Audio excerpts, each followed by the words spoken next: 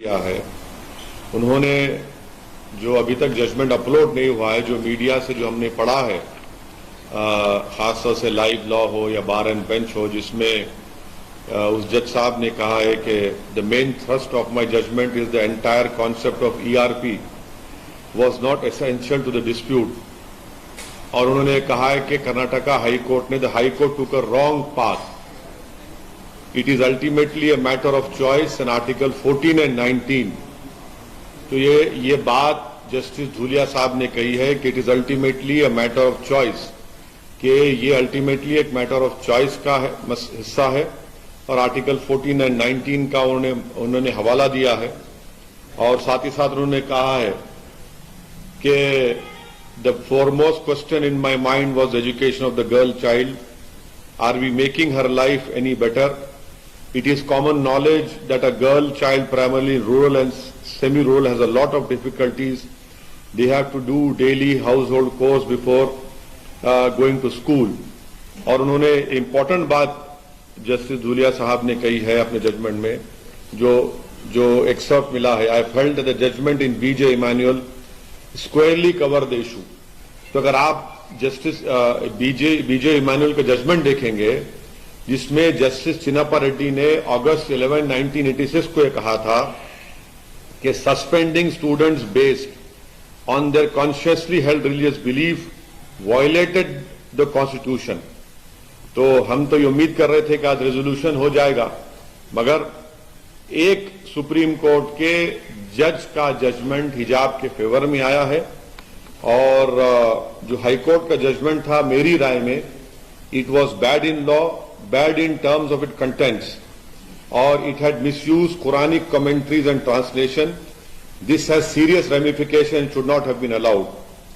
یہ جو کرناٹکا کی مسلم لڑکیاں حجاب پہن رہی ہیں، اس لیے پہن رہی ہیں کیونکہ قرآن میں اللہ سبحانہ و تعالیٰ نے ان کو یہ کہا ہے، حکم دیا ہے، اور وہ اس لیے پہن رہی ہیں کہ قرآن میں اللہ نے کہا ہے.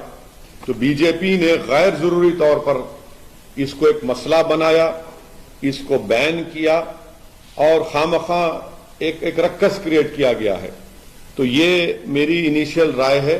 اب جب ججمنٹ پورا اپلوڈ ہو جائے گا اور جب ہم کو ملے گا تو پڑھ کر اس پر اور تفصیل سے ہم آپ کے سامنے بول سکیں گے. کرناٹک ہائی کورٹ نے سر سوال کیے تھے کہ حجاب جو ہے کمپلسری پریکٹس نہیں ہے سپریم کورٹ، تو اسی لیے میں نے کہا ہے کہ جو ہائی کورٹ کا ججمنٹ تھا وہ اٹ واز بیڈ ان لا، اور اس کے کنٹینٹ میں بھی وہ خراب تھا، اور انہوں نے غلط قرآنک کمنٹریز اینڈ ٹرانسلیشن کو استعمال کیا. اب قرآن کی ایک آیت ہے لا اکراہ فی الدین، کہ دین میں کوئی زور زبردستی نہیں ہے.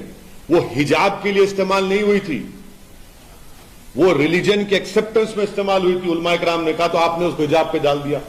تو اسی لیے ہم نے کہہ رہے ہیں کہ وہ غلط تھا. وہ آنریبل ججز نے وہ غلط مس یوز کیا بلکہ قرآن کمنٹریز اور ٹرانسلیشن کو. اور اس ججمنٹ میں یہ کہا گیا کہ اسکول ایک پریزن ہے، اسکول ایک ملٹری کیمپ ہے، کیسا ہوگا بتائیے. تو اس لیے وہ میری رائے وہ ہے اس کرناٹکا ہائی کورٹ کے 3 ججز بینچ کی، اس میں تو تینوں ججز نے حجاب کو کہا کہ ضرورت نہیں ہے.